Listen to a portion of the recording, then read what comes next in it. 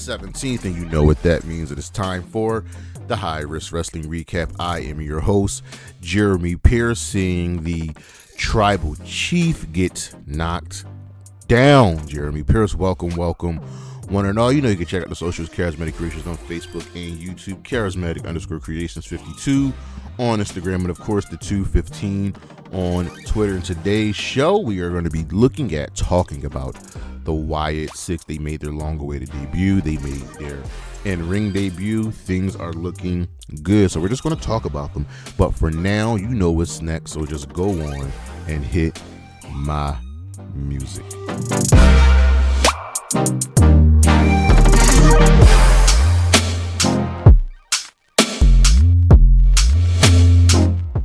We know why the Wyatt Sicks attacks people. We know what their message is.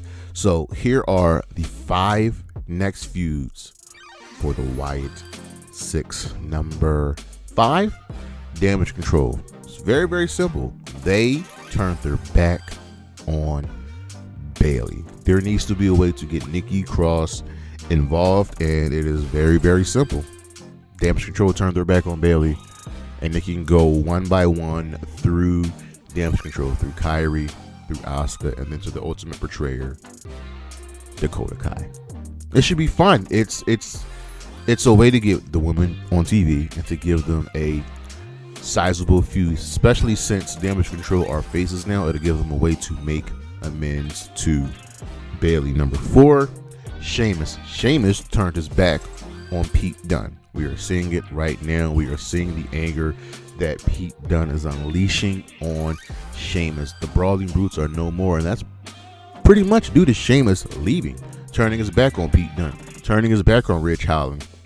And this would be the perfect way to maybe get Dexter Lumis involved, have him face Sheamus, even get Rowan involved, just Hoss versus Hoss, meat on meat fighting. It's all good. And then at the end of the day, Sheamus can once again, like Dakota Kai, make amends. Number 3, Ivy Now. We just saw this happen on Raw. Ivy Now turned her back on Maxine Dupree. Maxine explicitly told Ivy, listen, I love you, but I gotta stick with my family. They're my boys. All right, Gable turned his back on us, and I'm sticking with Otis. I'm sticking with Tozawa. And Ivy has her new family with the Creed brothers, who she always been with, but more importantly with Chad Gable. This is once again a way to get Nikki Cross involved. Number 2, the Bloodline. Yeah. You'd be surprised that this isn't number 1. I'll tell you why, because when you hear who number 1 is, you're gonna be like, okay, I get it. But the Bloodline have turned their backs on all of their family, with the exception of Jey Uso. You know what I mean? The Wyatts don't have any smoke. They ain't got no beef with Jey, but Jimmy, Roman, Solo, Tangaloa, Tama Tonga, Jacob Fatu, yeah, everybody can catch the work from the Wyatt Sicks. You turned your back on your family, and we all know how big, how special the Afanoi family is. This would be the perfect feud, perfect for like a War Games type event. And number 1, Dexter Lumis. Yeah, this is very, very simple. In kayfabe, Dexter Lumis is married to Indi Hartwell, and it is one of the best love stories we've had in wrestling in a very long time, and yet no mention of her.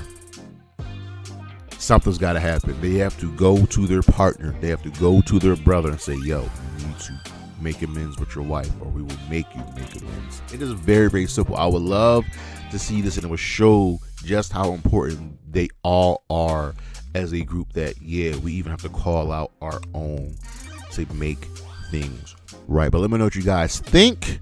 We'll be right back.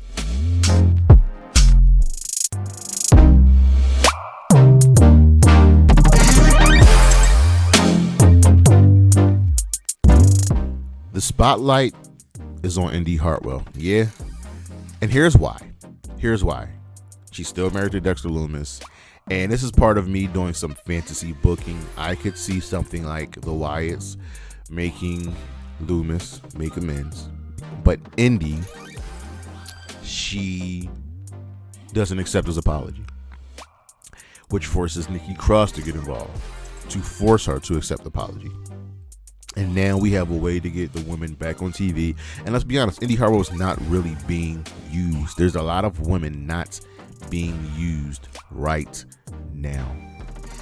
Indi is a former NXT Women's Champion. She's a former Tag Team Champion. She's different. There aren't many horses in the women's division on the main roster. You have Nia, you have Indi, you have Ivy, Bianca, and Jade. They outclass a lot of others, and Indi needs a spotlight. You clearly believed in her in NXT. It's time to believe in her now, and she needs to be involved some way, somehow with the Wyatt Sicks.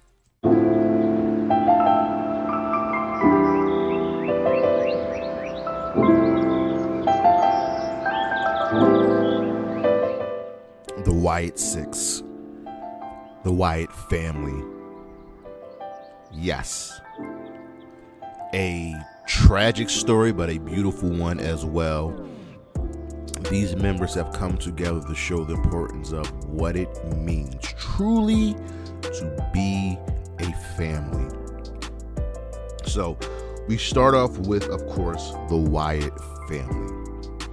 Bray Wyatt, Eric Rowan, Luke Harper. They came together as the Eater of Worlds, led by their leader, Bray Wyatt. Cause chaos, have people confront themselves, later joined by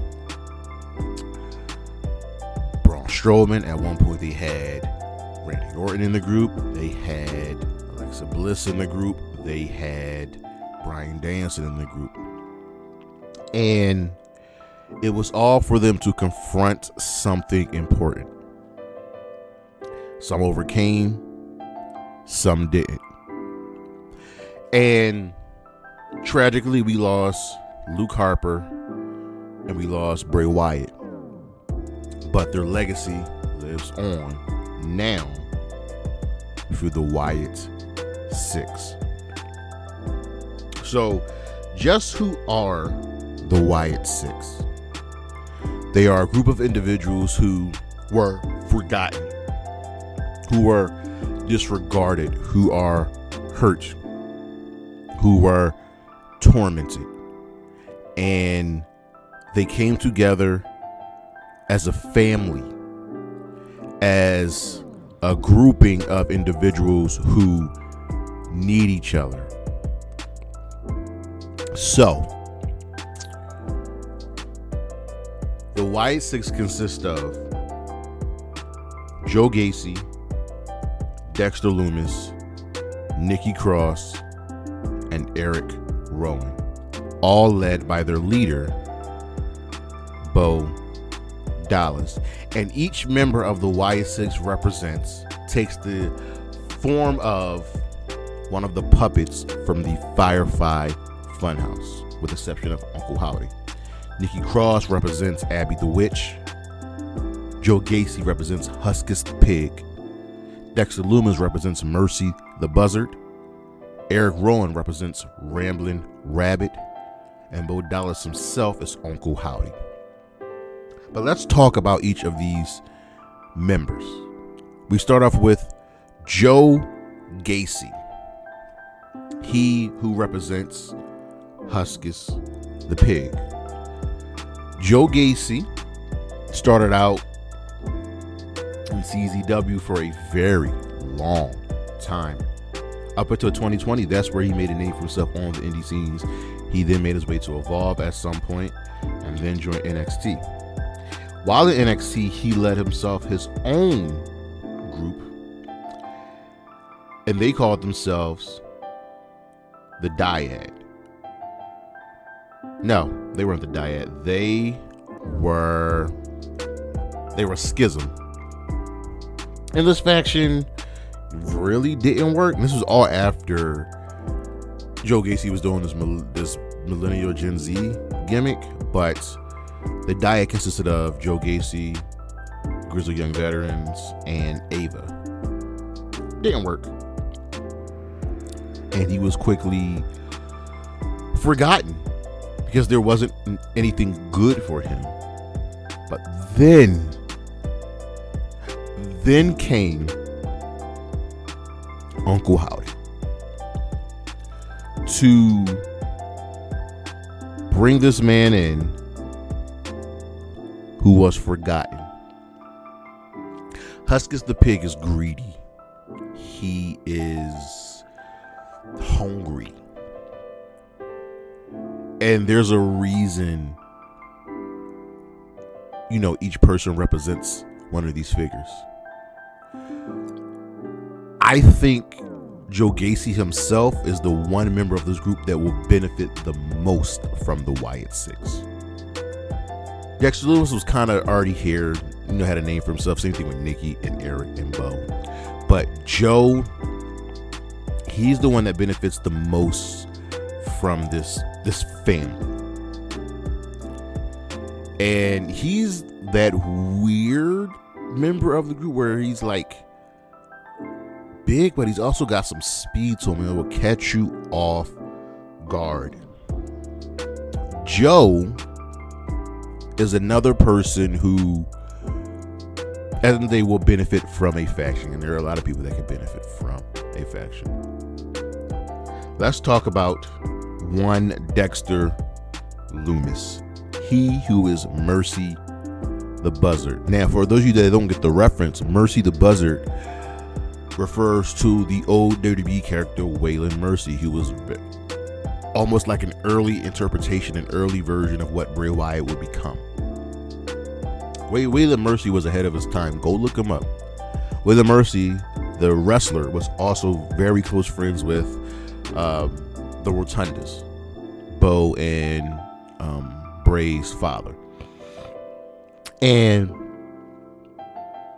Dexter is in a weird position because he was in NXT, had a love story. Remember, he is still married to Indi Hartwell. Was forgotten, thrown away. And he comes back in a weird storyline with The Miz. And then he was forgotten once again. You're noticing a trend here. Dexter Loomis has a very special and unique charisma about him. He is a strange one, and I think he fits this grouping so perfectly. You know what I mean? He's clearly committed because it doesn't look weird with him with dreads, and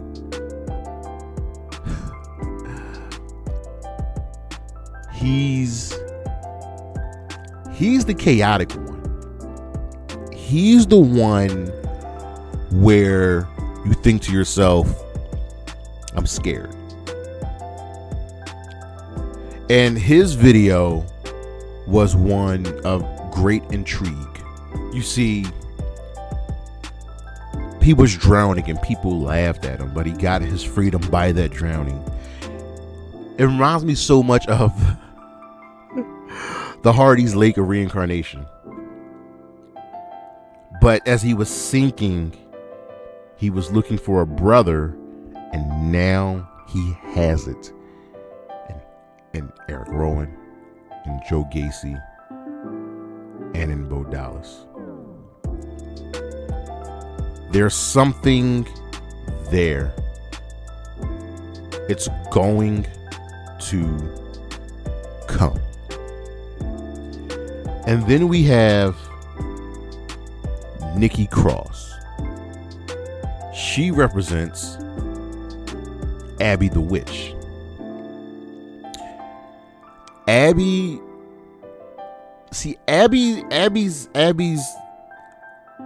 weird because we hear so much about Sister Abigail. Remember, Sister Abigail was Bray Wyatt's finisher, and now it's Uncle Howdy's finisher. Abby represents something hard for Bray. Something evil on the inside. See, when it comes to Nikki Cross, remember, we saw her for weeks and weeks and weeks just roaming by herself. We've seen her as the hero. We've seen her a part of Sanity. And now here she is, part of the Wyatt Sicks. See, Uncle Howdy tells Nikki that they lied and they ignored you. And now you can come embrace us. That's what we're getting with Abby. She rarely speaks, but her presence is terrifying. And I'm going to tell you this right here, right now. There is someone she is going to come into great contact with. You know exactly who I'm talking about. And that's Alexa Bliss. I'll be the first to admit, y'all know, not the biggest Alexa Bliss fan, unless she's been with Bray Wyatt. That's when she became infinitely more interesting. And she had this special connection to Bray Wyatt. But remember, her and Nikki were also tag team partners for a good long while, and they were tag team champions. So how does Nikki, someone who's been lied to, someone who's been forgotten, deals with her former friend, her former best friend, coming back? How does Alexa feel about seeing the one true person that she had a bond with disappear on her? That's the intrigue. Alexa Bliss is one of the very few people on the main roster who has a lot to do with the Wyatt family. That is going to be very, very interesting. Nikki Cross is a great talent, and something needs to be done with her. And here we have her as Abby the Witch. I am very much looking forward to this feud. I'm assuming there's going to be a feud between Nikki and Alexa. You know what the crazy thing is? She can be Abby the Witch. But what happens to Sister Abigail? Is Abigail Abby? Ugh, I'm salivating here. And then we have Eric Rowan. He represents Ramblin' Rabbit. And he and Bo are the two where you feel for them. Eric Rowan was part of the original Wyatt family, and he lost Bray and Luke Hartwell. And in his video, solemnly he says, "Who cares about him? I'm just Rowan." If that doesn't cut you deeply, I don't know what does. But he has a brother in Bo Dallas. Eric Rowan is outside of Bo, the biggest connecting tissue of the Wyatt family and the Wyatt Sicks. And even though Bo might be the leader, Eric Rowan's the heart and the soul and the strength, the love and the courage and all of that and more for the Wyatt Sicks. This will finally be his time to shine, because you got to remember, Luke Harper got his time to shine. He was the one giving the singles push. He was the one that went to AEW, became Mr. Road Elite, and was absolutely fantastic up until his untimely death. Bray was already going to be a star. So who cares about Rowan?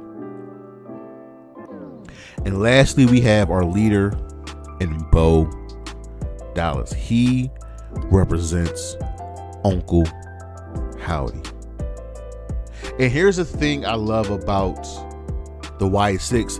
There's not a lot of supernatural spooky elements like there was with Bray here. There's a little, but they take their mask off to reveal their true selves. So I think Bo's the outlier because I could see Bo and Uncle Howdy being two different people. Bo was hurt hard when we lost Bray. And his videos were so good in saying that, are you doing this to capitalize on your brother? Are you tarnishing his legacy? Or are you expanding it? Uncle Howdy was created by Bray. And Uncle Howdy became this malevolent force that Bray had to fight against. Bray Wyatt was a genius. We went from the Eater of Worlds to the Firefly Funhouse to the White Rabbit with Uncle Howdy. Beautiful. And Bo, I truly believe, will get his time to shine. Remember, he was fantastic as NXT champion. He was really, really good as the B team. But Uncle Howdy is the thing that lives inside of you.